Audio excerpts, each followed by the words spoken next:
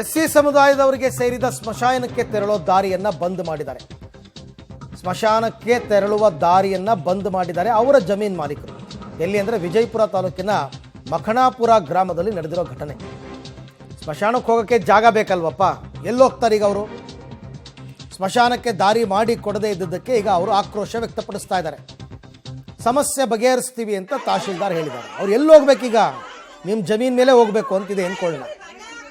ಅವ್ರೇನು ಬಂದು ಅಲ್ಲಿ ಜಾಂಡ ಊರಲ್ವಲ್ಲ, ಸ್ಮಶಾನಕ್ಕೆ ಹೋಗ್ತಾರೆ ಬರ್ತಾರೆ ಅಷ್ಟೇ.